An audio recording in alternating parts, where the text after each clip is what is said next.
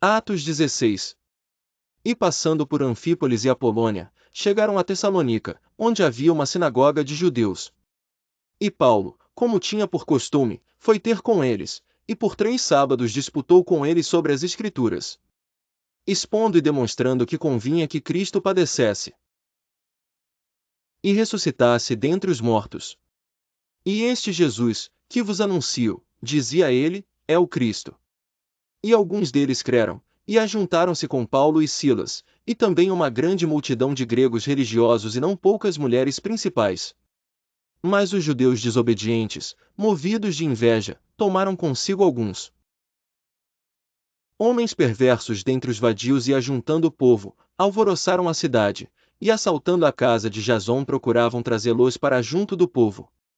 E, não os achando, trouxeram Jasón e alguns irmãos à presença dos magistrados da cidade, clamando: estes que têm alvoroçado o mundo, chegaram também aqui. Os quais Jasón recolheu, e todos estes procedem contra os decretos de César, dizendo que há outro rei, Jesus. E alvoroçaram a multidão e os principais da cidade, que ouviram estas coisas.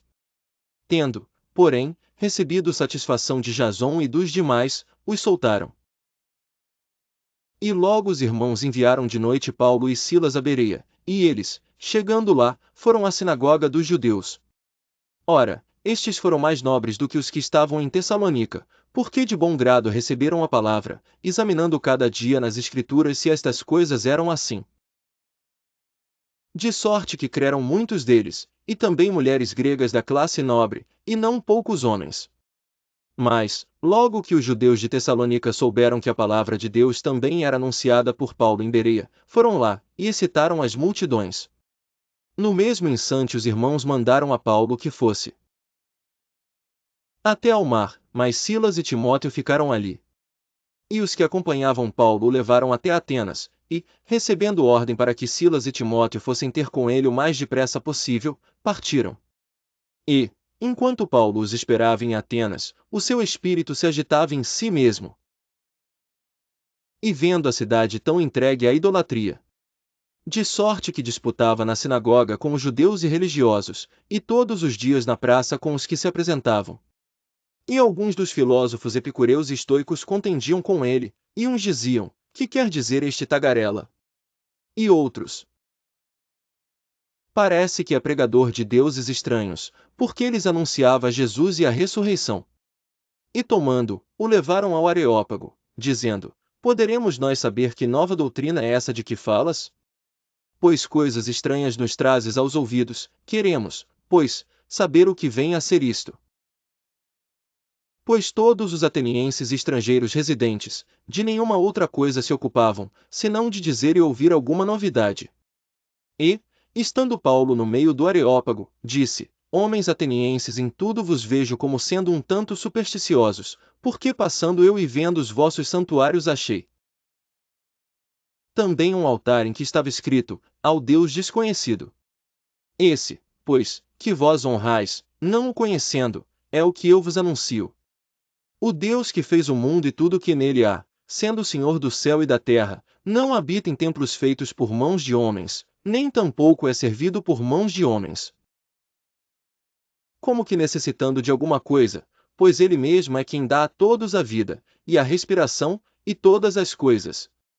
E de um só sangue fez toda a geração dos homens, para habitar sobre toda a face da terra, determinando os tempos já dantes ordenados, e os limites da sua habitação. Para que buscassem ao Senhor, se porventura, tateando, o pudessem achar, ainda que não está longe de cada um de nós. Porque nele vivemos, e nos movemos, e existimos, como também alguns dos vossos poetas disseram, pois somos também sua geração. Sendo nós, pois, geração de Deus, não havemos de cuidar que a divindade seja semelhante ao ouro, ou à prata, ou à pedra esculpida por artifício e imaginação dos homens. Mas Deus, não tendo em conta os tempos da ignorância, ordena agora a todos os homens, e em todo lugar, que se arrependam. Porquanto tem determinado um dia em que com justiça há de julgar o mundo, por meio do homem que destinou, e disso deu certeza a todos, ressuscitando-o dentre os mortos. E, Como ouviram falar da ressurreição dos mortos, uns escarneciam, e outros diziam: acerca disso te ouviremos outra vez. E assim Paulo saiu do meio deles. 34 Todavia, chegando alguns homens a ele, creram, entre os quais foi Dionísio, Areopagita, uma mulher por nome Dâmaris, e com eles outros.